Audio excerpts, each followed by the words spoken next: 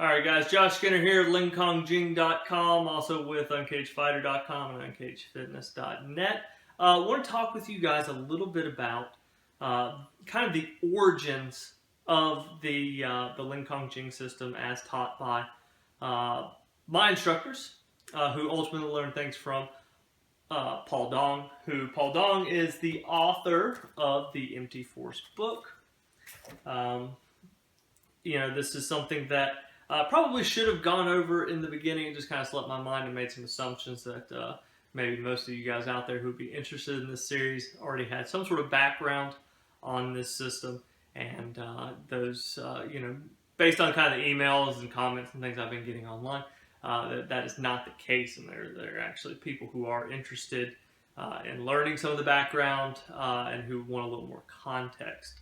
So, kind of getting into what this video is going to be about. Really what we're going to go over is what is the Ling Kong Jing ability, where did it come from, what's it useful for, and we'll do a little bit of a talk on what Qi is, why I use the term Qi to describe some things. So let's go ahead on into it. Some of the other videos I've gone over the standing methods, the Jian Zhuang, the standing Qigong, the standing meditation. But I really haven't talked, maybe a few of the videos, really in depth and made it very clear what the Ling Kong Jing is.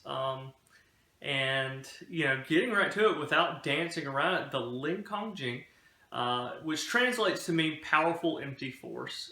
You hear a lot of people call it just empty force, things of that nature. They use the terms interchangeably.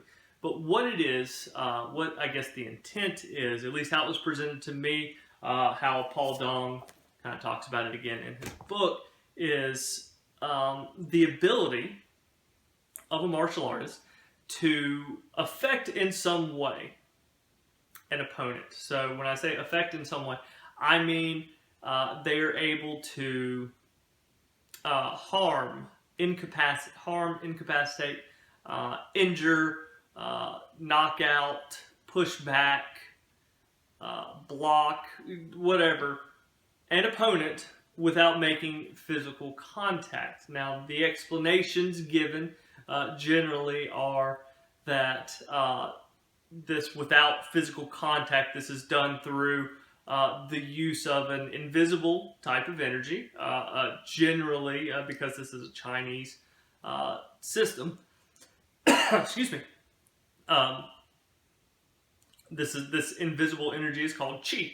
Okay, and we'll talk a little bit about what Qi is, what I think Qi is, in a minute. But so, getting back, just kind of summarize, the Ling Kong Jing is the ability to harm an attacker, harm a person you're fighting, with your Qi at a distance without touching them. So that can be a distance this close, or a distance, like across the street, something like that.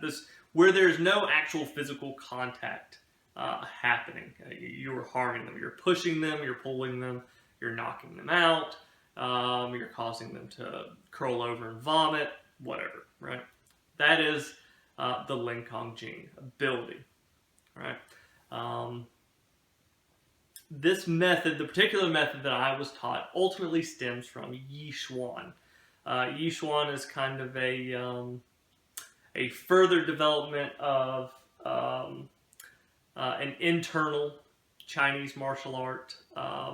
Internal in a similar way that Tai Chi is an internal martial art. This martial art, Xing Yixuan, was also a Chinese internal martial art that, through the efforts of Master Wang Zhongzai, eventually evolved into an art called Yixuan. And that is where a lot of the empty force training that I received ultimately comes from.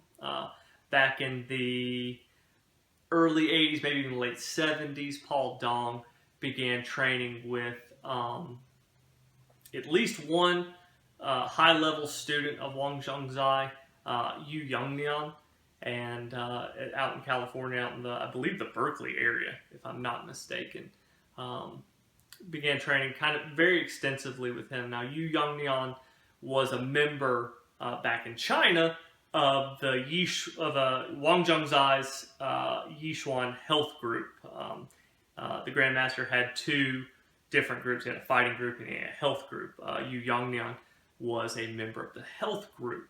Now, that's not to say he didn't learn any sort of fighting techniques or anything like that, but his primary focus was on health. I believe he was trained as a dentist, if I'm not mistaken. I'll put the names and some biography in the thing below. And I'm trying to do most of this from memory, guys. But he was a dentist by trade, if I'm not mistaken. So his main focus was on health. He did get Wang Zhangzai into the Chinese Ministry of Health, doing some stuff with teaching Jianzhuang, teaching standing Qigong to people to help kind of make them healthy. So his main focus was health, but that doesn't mean he Yishuan is ultimately a martial arts, so he probably learned some sort of martial applications during that time. Another individual that Paul Dong had contact with, and a lot of Yishuan people over the West Coast at the time, like Jane Hallander, Doc Fai Wong, even Fang Ha, who's the author of a Yishuan for Health book. They all trained under another gentleman who was a student of Wang Zhangzai. He goes by the name of Yu Pengji. And Yu Pengji was most certainly a member of Wang Zhangzai's fighting group back in mainland China. So, and he also taught the empty force ability. He did until the early 80s when he passed away. And his wife, Madame Yu, continued teaching it after he had passed away as well. Like I said, he was definitely a member of the fighting group. When he came over to America, he started teaching Yishuan. The funny thing about his Yishuan is he actually ended up kind of changing the name of his method. He actually called his brand of Yishuan Kong Jing Yishuan or Empty Force Yishuan. So, he was very heavy into it. I know Paul Dong, at least on 2 occasions, did have interactions with Yu Pengji, and I know a lot of other folks that he rolled with, he kind of trained with at the time, also trained under Madame Yu and Yu Pengji, excuse me. So, this whole West Coast empty force Yishuan connection, was really, really strong, especially in the 80s, as Paul Dong was kind of coming up and getting his training in. And from that initial training is ultimately where Paul Dong got his methodology from. Paul Dong went on to train Richard Mooney. You may have heard that name. Richard Mooney was, he had been in the Army for a while. He's heavily involved in martial arts for most of his life. I know that he did Hung Gar. But at one point, Richard Mooney actually ended up injuring himself pretty severely. And as a result, kind of turned to internal martial arts, got himself hooked up with Paul Dong, and the rest is kind of history. He focused a lot on the Taiji ruler system prior to working with Paul Dong, I believe. Worked with Paul Dong extensively for a while, learned everything Paul Dong had to teach, and really, really threw himself into it. Was quite active on the internet and in the kind of seminar circuit, especially in the 90s. And then my instructor, Charles Dragoo, actually learned the system from Richard Mooney. So, and I myself began training under Charles Dragoo about sometime in the year 2000, early year 2000. So that's about 15, 16 years ago now. And so that's kind of the origins of the system. That's kind of how I learned it. I personally, I spent a lot of time, in my bedroom as a teenager, standing. I'd go out, be outside a lot, outside at parks. Did a lot of time standing. Now, I did other martial art training. I I was heavily involved in a kind of a taekwondo, um, ultimately taekwondo based. They did some other, he added some other stuff like small circle jiu-jitsu, Aikido jiu-jitsu, things like that. Um, Trained in that martial art alongside my Ling Kong Jing training for quite a few years. I still maintain training in the Ling Kong Jing. I do feel like it is beneficial, and that's a big question. A lot of people have for me. Why would I even want to train in this method? From what I can see, it's mainly a bunch of standing. There's some specific postures that you hold, and you just you close your eyes or you focus. You've got a focal point, and that's really all I see most of what you're doing. And that's true. The Ling Kong Jing method, as I was taught, is very heavy in Jian Zhuang, very heavy in standing meditation. But that standing meditation does have its benefits. It's very good for building strength. You build strong legs, you build strong arms, you're able to endure quite a bit. When you're standing for particularly long periods of time, so 5 minutes and up, you will start to sweat. And, it builds very, very strong legs. I really feel like my leg strength would not be the same without my Ling Kong Jing training. The meditative aspects are very, very important. The ability to kind of calm yourself. Especially me as a Muay Thai fighter, I'm very much, very aggressive, very tense type of, well, not tense, but it's a very aggressive kind of fighting style. And, I put a lot of effort into training every day.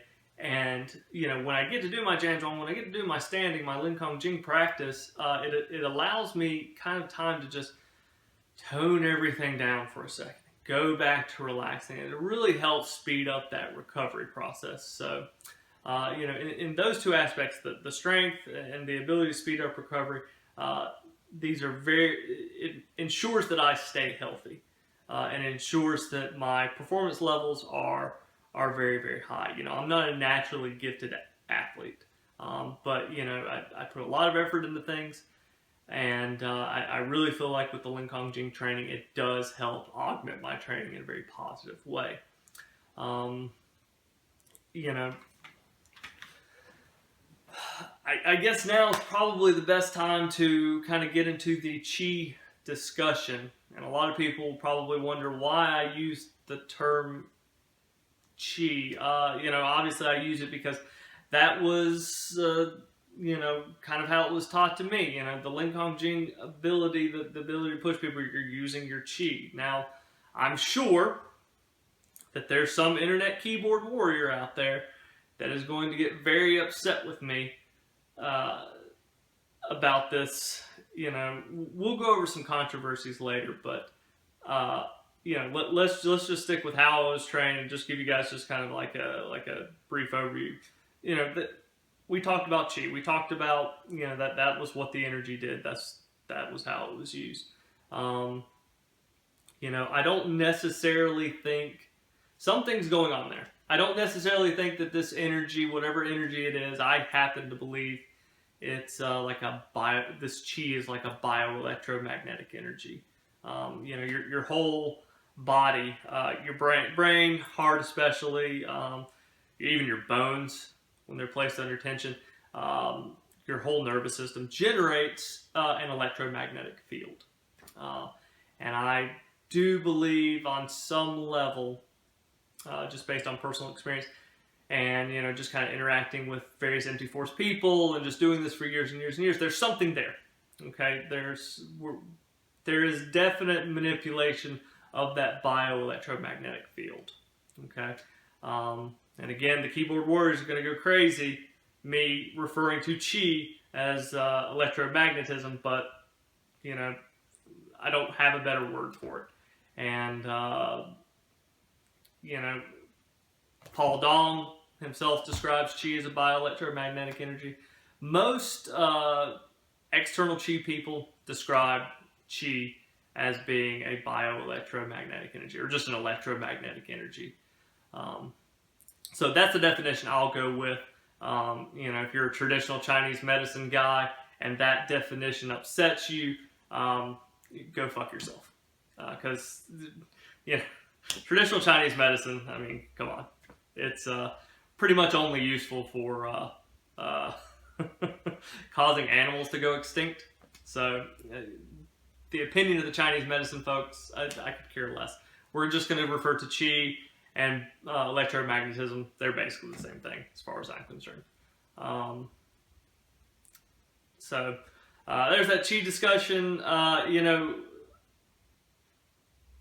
Is the Ling Kong Jing ability real? Kind of getting back to it, yeah, there's something definitely going on there, for sure. But, I don't know if it's truly useful in a real fight. There's certainly a palpable energy being emitted. I've felt it. People I've worked with have felt it. It's there. It exists. I don't know. I've never really seen it used against a resisting, like an aggressive resisting attacker. You can go online and find a lot of people failing hard trying to use similar abilities on someone who is like really, really resisting. So I don't know if it's useful for that. Yu Yongnian and a lot of other Yishuan practitioners who advocate the empty force, like Feng Ha is another individual who says this, but they never, they don't believe that the Ling Kong Jing was ever intended to be used as a self-defense method. It was more of a sensitivity type drill, right? Just kind of like Feng Ha, I believe, he refers to it as like a communication type drill, almost akin to like Chi Sao or push hands without contact, right? And that would be more the definition I'd be inclined to accept. I believe there's something going on there. I believe there's some value in it. I don't think that it's valuable in and of itself from a self-defense standpoint. And you know what? Look, I'll be open and honest. I'm sure there might be some ancient Chinese master out there that can fucking throw you around. I'm be completely open to that. I've just never seen it. Okay, and that doesn't mean I won't ever see it. But I think that using the Ling Kong Jing for self-defense purposes is not my primary focus. My primary focus is on building health, building strength, learning to relax after my normal workouts, and some of the spiritual aspects. There's, like I said, this is a very real energy. You really do feel it, and there is the meditative aspects. There is a lot of connectivity going on there. You really do feel that, and it does have spiritual benefits. You feel it. It feels good deep down. And that good feeling is nice, and that there's nothing to be ashamed of, and there's nothing to run away from just because it isn't fighting. It's just another value add to the practice in my mind. So, there's kind of my rambling Ling Kong Jing 101 intro, guys. If you like this video, go ahead and give it a thumbs up. If you want to see more of this stuff, please hit the subscribe button. If you have any questions, comments, my email address will be in the comment section. I'll leave the comments open because, I'm always looking forward to the YouTube comments from the keyboard warriors, and please leave a comment there. Looking forward to hearing from you guys. Have a good one.